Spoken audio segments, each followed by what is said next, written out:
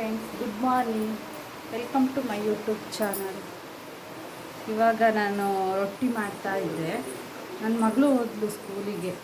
ನಾನು ಮತ್ತು ನನ್ನ ಚಿಕ್ಕ ಮಗಳು ನಾನಿವಾಗ ತಿಂಡಿ ತಿನ್ನೋಣ ಅಂತ ಪ್ಲೇಟಿಗೆ ಹಾಕ್ಕೊಂಡಿದ್ದೀನಿ.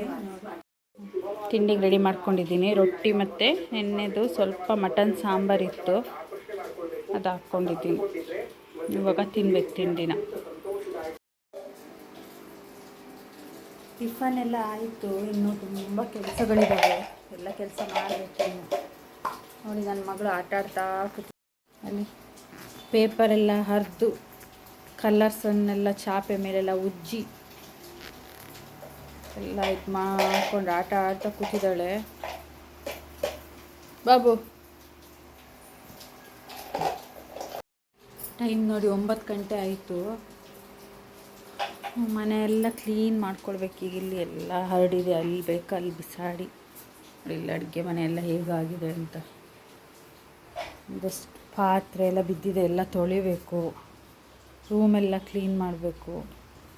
ಜಗ್ಲಿ ಅಂತೂ ನೋಡೋ ಹಾಗಿಲ್ಲ, ಹಾಗೆ ಮಾಡಿಟ್ಟಿದ್ದಾಳೆ ನನ್ನ ಮಗಳು. ಇಲ್ಲಿ ಇದೆಲ್ಲ ಕ್ಲೀನ್ ಮಾಡಬೇಕು. ಸೋಫಾ, ಜಗ್ಲಿ ಎಲ್ಲ ಕ್ಲೀನ್ ಮಾಡಬೇಕು. ಮಳೆ ಬೇರೆ ಬರ್ತಾ ಇದೆ, ಪಿರಿ ಬರ್ತಾ ಇದೆ. ಇವಾಗ ಬೆಳಿಗ್ಗೆ ಜೋರು ಬರ್ತಾ ಇತ್ತು ಮಳೆ, ಇವಾಗ ಸ್ವಲ್ಪ ಪಿರಿ ಬರ್ತಾ ಇದೆ. ನೋಡಿ ಪಿರಿ ಬರ್ತಾ ಇದೆ ಈಗ. ಓಕೆ, ನಾನು ಮನೆ ಕೆಲಸ ಎಲ್ಲ ಮಾಡಿ ಮತ್ತೆ ಸಿಗ್ತೀನಿ. ಬಾಯ್.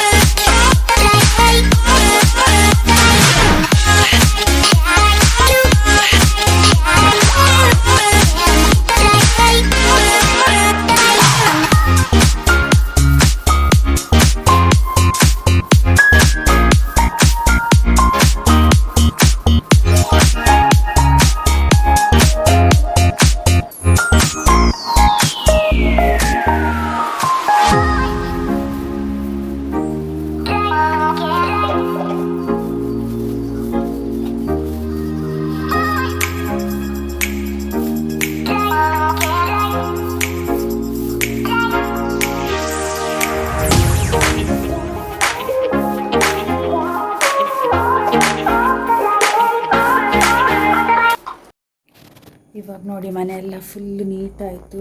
ಪಾತ್ರೆ ಎಲ್ಲ ತೊಳೆದು, ಸಿಂಕ್ ಎಲ್ಲ ತೊಳೆದು ಎಲ್ಲ ಕ್ಲೀನ್ ಮಾಡಿದ್ದೀನಿ. ಎಲ್ಲ ಒಂದು ಕಡೆಯಿಂದ ನೋಡಿ ಫುಲ್ಲು ಕ್ಲೀನಾಗಿದೆ ಮನೆ.